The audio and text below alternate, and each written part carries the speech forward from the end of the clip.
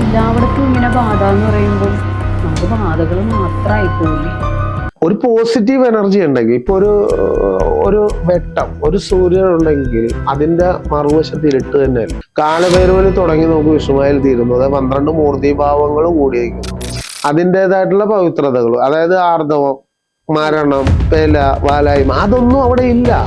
കാവാചാരത്തിന് അങ്ങനെയൊന്നുമില്ല. ക്രിസ്ത്യാനി ആയാലും മുസ്ലിം ആയാലും ഹിന്ദു ആയാലും മനുഷ്യരായിട്ട് ജീവിക്കുന്നവര് ചെയ്തു വെച്ചിരിക്കുന്ന തെറ്റുകുറ്റങ്ങളും ചെയ്തു വെച്ചിരിക്കുന്ന ഭൂമിപരമായിട്ടുള്ള ദോഷങ്ങളും ആ ദോഷങ്ങളുടെ അനുഭവങ്ങൾ ആ ഭൂമി താമസിച്ചുണ്ടാവും. ഹായ്, നമസ്കാരം. എല്ലാവർക്കും ബോധി ദ എൻലൈറ്റ്മെന്റ് സ്പേസിലേക്ക് സ്വാഗതം.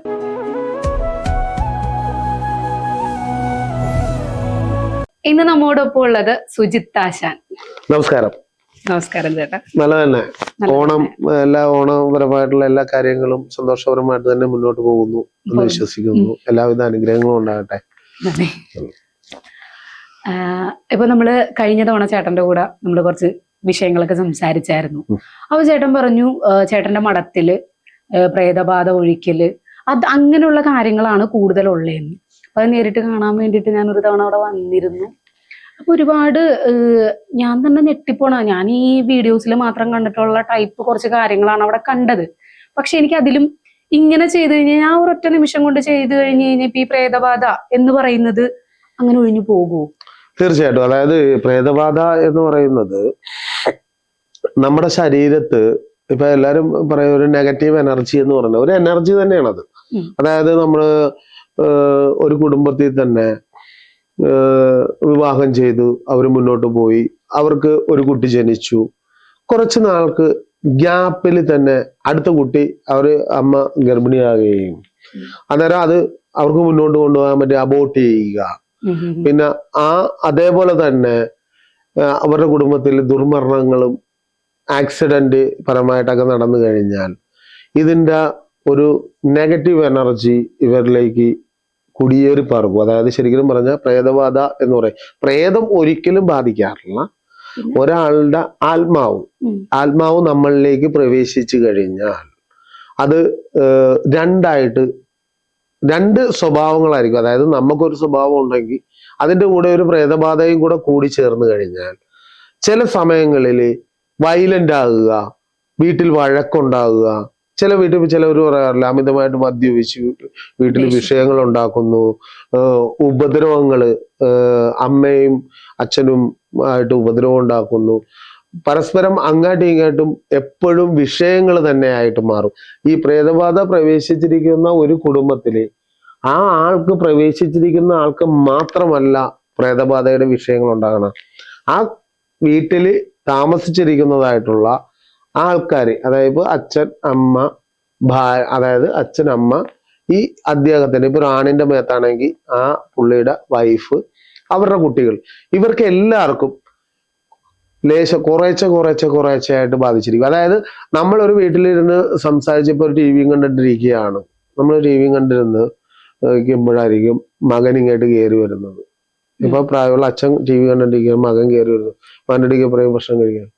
ഉടനെ അത് നേരെ വൈകൃതപരമായിട്ട് അതിന് ഇപ്പൊ എൻ്റെ അടുക്ക ഭക്ഷണം കഴിക്കാൻ എന്തിനു വേണ്ടിയിട്ട് ചോദിച്ചു എന്ന് പറഞ്ഞ പോലെ ഓരോ തമ്മിൽ ഇഷ്യൂസ് ഉണ്ടാക്കി എടുത്തിട്ട് അവിടെ പ്രശ്നങ്ങളും സമാധാനം ഇല്ലാത്തതും ആയിട്ടുള്ള ഇത് വരും.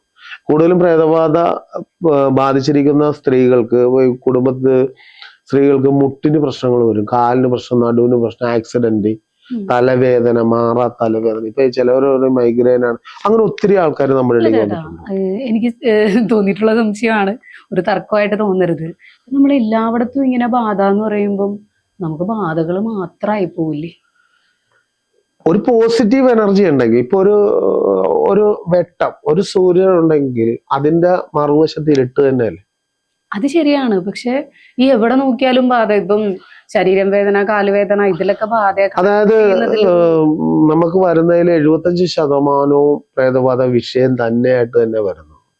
ആ മഠത്തിലേക്ക് വരുന്നതില് ഏറ്റവും കൂടുതൽ വരുന്നത് എന്ന് പറഞ്ഞു കഴിഞ്ഞാൽ പല സ്ഥലങ്ങളിലും പല മഠങ്ങളിലും പോയി അവര് ധനപരമായിട്ട് ഒരുപാട് ബുദ്ധിമുട്ടുകൾ അനുഭവിച്ച് ധനങ്ങളൊക്കെ നഷ്ടപ്പെട്ട് അവസാനം നമുക്കൊരു പരീക്ഷണം പോലെ അവിടെ വരാം, പോയി നോക്കാം എന്നുള്ള ഒരു ഭാവത്തിലാണ് കൂടുതലും വരുന്നത്. അന്നേരം അതിനകത്ത് വേറൊന്നുമല്ല, അത് ആദിവാസി സമ്പ്രദായം, അതായത് പഴയ ആചാരങ്ങൾ, കാവാചാരം എന്ന് പറയും. അതായത് നമ്മുടെ പണ്ട് കാവുകളിൽ വെച്ച് ആരാധന നടത്തിയിട്ട് മൂർത്തിഭാവങ്ങളുടെ ശക്തി, അതാണ് മുക്കോട് ഭഗവാന്മാര് കൂടിച്ചേരുന്നതാണ്. വിഷ്ണുമായാണ് നമ്മുടെ മെയിൻ മൂർത്തിയാണെങ്കിൽ പോലും കാലഭൈരവന് തുടങ്ങി നമുക്ക് വിഷ്ണുമായിൽ തീരുന്നു. അതായത് 12 മൂർത്തിഭാവങ്ങൾ കൂടിയിരിക്കുന്നത്. അന്നേരം എല്ലാ മൂർത്തികൾക്കും അതിൻ്റെതായിട്ടുള്ള ശക്തികളുള്ള സ്ഥലം. അതായത് ആ നമ്മുടെ ഒരു മഠം എന്ന് പറയുമ്പോൾ അതിൻ്റെതായിട്ടുള്ള പവിത്രതകൾ, അതായത് ആർദവം, മരണം, പെല, വാലായ്മ, അതൊന്നും അവിടെ ഇല്ല. കാവാചാരത്തിന് അങ്ങനെയൊന്നുമില്ല. നമ്മൾ ആദിവാസി സമ്പ്രദായത്തില് അതിന് ആദിവാസികൾ എന്ന് പറഞ്ഞ കലണ്ടറും ഇല്ല, സ്കൂളും ഇല്ല, ഇതും ഇല്ല എന്ന് പറഞ്ഞ പോലെ നമുക്ക് ആചാരങ്ങളും അനുഷ്ഠാനങ്ങളും ബ്രാഹ്മണപരമായിട്ട് ഉപനയനപരമായിട്ട്, അതായത് ബ്രാഹ്മണപരമായിട്ടെന്ന് പറയുമ്പോൾ അവരാണ് ഇതിന്റെ മുന്നിയ സ്ഥാനത്തിരിക്കുന്നത്. അവരെ ഏറ്റെടുത്തിരിക്കുന്ന ക്ഷേത്രങ്ങളൊന്നും ഇല്ല ശരിക്കും പറയാനായിട്ട്. ഇപ്പൊ ശരിക്കും പറഞ്ഞ ബ്രാഹ്മണരെ നമ്മള് ഒരു ഏരിയ 1 കിലോമീറ്റർ ചുറ്റളവ് എടുത്തു കഴിഞ്ഞാൽ വളരെ തുച്ഛ വിരലിലുണ്ടാവുന്നവര് മാത്രമേ ഉള്ളൂ. അതാണ് അതിനകത്ത് വരുന്നത്. എന്ന് വെച്ച് കഴിഞ്ഞാൽ നമ്മള് ഒരാളെ തിരക്കി പോവുക, ഒരു ബ്രാഹ്മണൻ അവരുടെ സമൂഹത്തിൽ. ഇപ്പൊ കഴിഞ്ഞിടക്ക് തന്നെ ഞാൻ ഒരു ചാനലിൽ കണ്ടതാണ്, ഒരു പേര് കേട്ട മഠത്തിന്റെ ഇതിൽ തന്നെ കണ്ടതാണ്,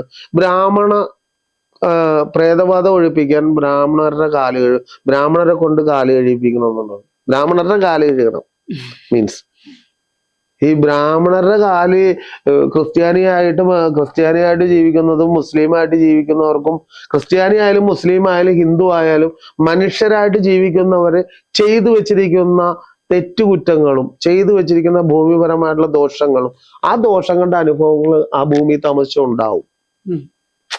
അത് ക്രിസ്ത്യാനി ആയാലും മുസ്ലിം ആയാലും ഹിന്ദു ആയാലും പ്രേതബാധയെല്ലാം സെയിമാണ്, സെയിം കാറ്റഗറി തന്നെ. അതായത് ഒരേപോലെ തന്നെയാണ് അവർക്ക് അനുഭവം വരുന്നത്. അല്ലാതെ ക്രിസ്ത്യാനിക്ക് ഒരു വേറൊരു രീതിയിൽ, മുസ്ലിമിന് അതൊക്കെ സിനിമയിൽ ആക്ടർമാർ ചെയ്തു വെച്ചിരിക്കുന്നതായിട്ടുള്ളതാണ്. ശരിക്കും പ്രേതബാധ എന്ന് പറയുമ്പോൾ ഒരു പ്രേതബാധ ബാധിച്ചിരിക്കുന്ന ഒരു പെൺകുട്ടിക്ക് ആദ്യമേ വരുന്നതെന്ന് പറഞ്ഞാൽ അവർക്ക് തലക്ക് പ്രശ്നമാണ്, മൂലക്ക് മാറിയിരിക്കുക. ഞാൻ ഇവിടെ തന്നെ ഈ എറണാകുളത്ത് വൈറ്റിലെ തന്നെ വൈറ്റിലല്ല പാലാരിവട്ടം കിഴക്ക് വശം, അതായത് ഒരു കുട്ടീനെ, അതായത് ആൺകുട്ടിയാണ്, അവൻ MBA കാരനായിരുന്നു.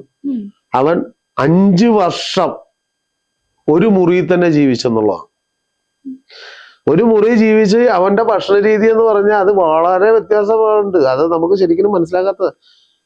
വൈകുന്നേര സമയം ഒരു 6 സൂര്യൻ നമ്മളിപ്പോ അസ്തമിച്ചു എന്ന് പറയുന്നത്, സൂര്യൻ അസ്തമിക്കാറില്ല, സൂര്യൻ മറഞ്ഞിരിക്കുന്ന സമയത്ത് വൈകുന്നേരം 6 മണിക്ക് സമയമാകുമ്പോൾ അവൻ ചായ കുടിക്കാൻ പോയിട്ട് ഹോർലിക്സ്, ബൂസ്റ്റ് അതേപോലെയുള്ള പാക്കറ്റ് മേടിച്ചിട്ട് വന്ന് പച്ചവെള്ളത്തിൽ കലക്കി അത് കുടിക്കും.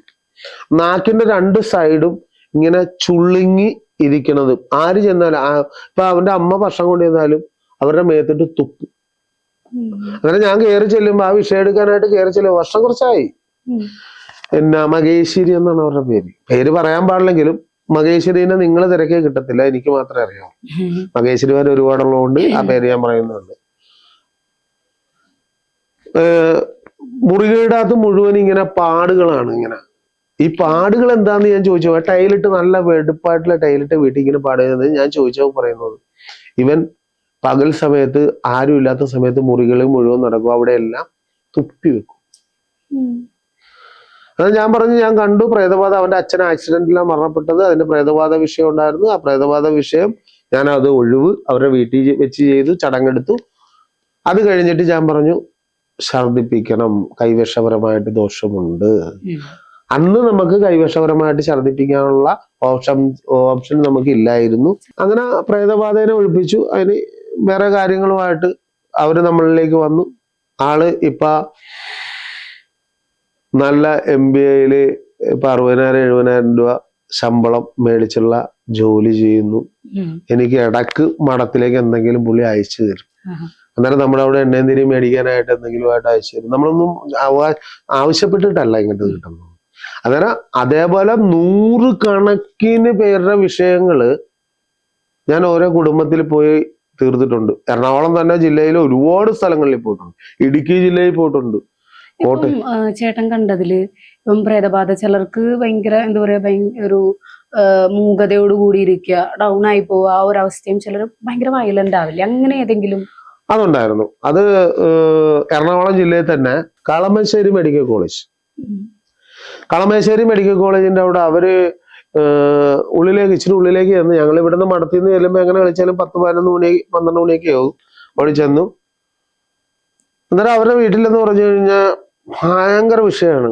അതായത് പെണ്ണിന് കല്യാണം ആവുന്നില്ല, മകന് ജോലിയില്ല, ഒരു നല്ല ഫാമിലി ആയിരുന്നു അവര്. അന്നേരം അവര് പറയുന്നത് ഞങ്ങൾക്ക് ആഭിചാരപരമായിട്ടുള്ള വിഷയങ്ങൾ കൊണ്ടാണ് ഞങ്ങൾ ഇത്രയും താന്നുപോയി എന്നാണ് അവര് പറഞ്ഞത്. അന്നേരം അവര് ഫോണിലൂടെയാണ് സംസാരിച്ചത്. അന്നേരം ഞാൻ വീഡിയോ കോൾ ചെയ്ത് വീഡിയോ കോളിലൂടെ നോക്കിയപ്പോൾ ആ കുട്ടിക്ക് പ്രേതബാധ വിഷയം ഉണ്ടെന്ന് എനിക്ക് മനസ്സിലായി. നമ്മൾ കൈകൊണ്ട് കാണിക്കുമ്പോൾ തന്നെ നമുക്ക് അറിയാൻ പറ്റുമോ. ഞങ്ങൾ അവിടെ ചെന്ന് ഒഴിവിന് ചെന്ന് ഡോറ് തുറന്ന് അകത്തേക്ക് കയറിയപ്പോൾ തന്നെ ആ പെൺകുട്ടി, അവര് 3 പേരേ ഉള്ളു, അമ്മയും മകളും മകനും. മകന് ഏകദേശം ഒരു 35-37 വയസ്സ്, മകൾക്കൊരു 33 വയസ്സ്, അമ്മക്കൊരു 40-45-50 വയസ്സ്, 50-55 വയസ്സ് കാണാം. തുറന്നു ചെല്ലിയ ഈ അമ്മ തലകറങ്ങി നേരെ താഴത്തേക്ക് വീണു. തലകറങ്ങി വീഴുന്നിട്ട് കൈവച്ചിങ്ങനെ എഴഞ്ഞ വന്ന അമ്മ. ഞാൻ ചെന്ന് അവിടെ കളം വെച്ചു. ചടങ്ങ് തുടങ്ങി കഴിഞ്ഞപ്പോ അവരുടെ ഒഴിവ് പിടിച്ചിട്ട് അവര് മാറി അവിടെ ഇരുന്നു. മകള് വയലന്റ് ആയി. മകള് വന്നിട്ട് അവിടെ ഇവരുടെ ഈ താമസിക്കുന്ന സ്ഥലത്ത് വെച്ചാരാധനപരമായിട്ടുള്ള പണ്ട് ക്ഷേത്രപരമായിട്ട് ബന്ധങ്ങൾ ഉണ്ടായിരുന്ന സ്ഥലമായിരുന്നു മേടിക്കുന്നത്. ഈ പെൺകുട്ടി ഉടനെ കാളിയായിട്ട് മാറി രൂക്ഷമായിട്ട് ഇങ്ങനെ ചീറ്റി. പെട്ടെന്ന് തന്നെ അത് ഒഴിവ് ചെയ്ത്, അത് വിളക്ക് വെച്ചിട്ട് വിളക്കിൽ പിടിക്കുമ്പോൾ നമുക്ക് ഒഴിവ് കിട്ടും. രണ്ടാമത് കയറി വന്നപ്പോ ഞാൻ പറഞ്ഞ്, എൻ്റെ അടിക്ക് ചീറ്റിക്കൊണ്ട് വന്നിട്ട് പറഞ്ഞ്, നിന്നെ കൊണ്ട് പറ്റൂല, നീ ചാത്തനാണ് എന്ന് പറഞ്ഞു. ഞാൻ പറഞ്ഞു, ചാത്തന? നീ കണ്ണടച്ച് ഒന്നുകൂടെ നോക്കും.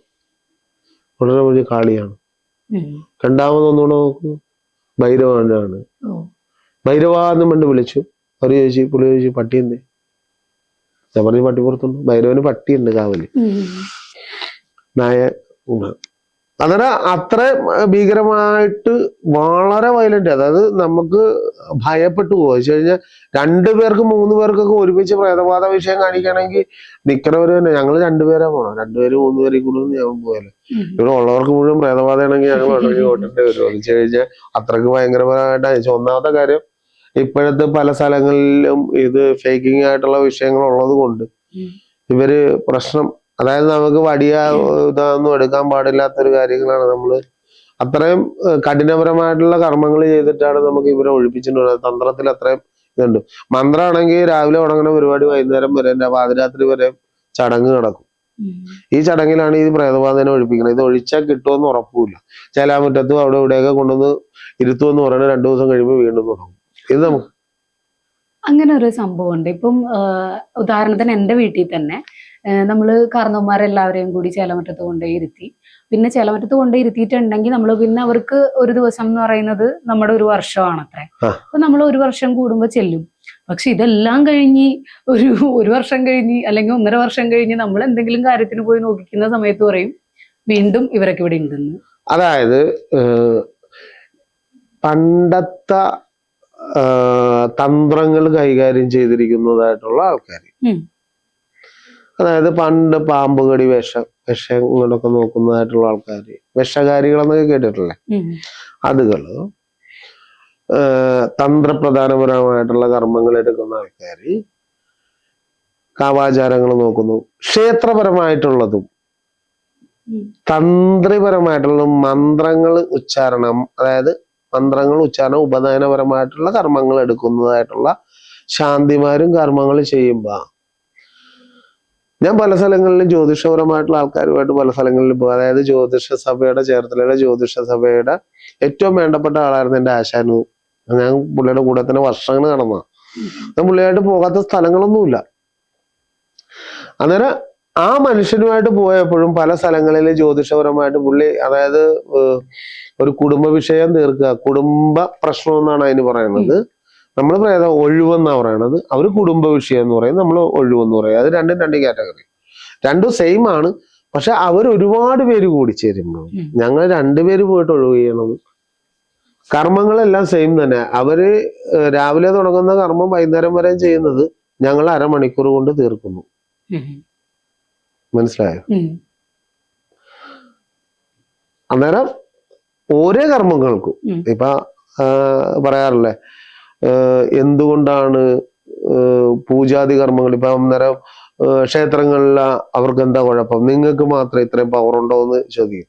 പക്ഷെ ആചാരങ്ങളിൽ വ്യത്യാസമുണ്ട്, കർമ്മങ്ങളിൽ വ്യത്യാസമുണ്ട്. നമ്മള് മനുഷ്യനോട് സ്നേഹിക്കുന്നു, അവര് കാശിനോട് സ്നേഹിക്കുന്നു, അത്രേ വരുന്നുള്ളൂ. മനസ്സിലായ? എല്ലാവർക്കും ഉള്ള കാര്യങ്ങളതാ.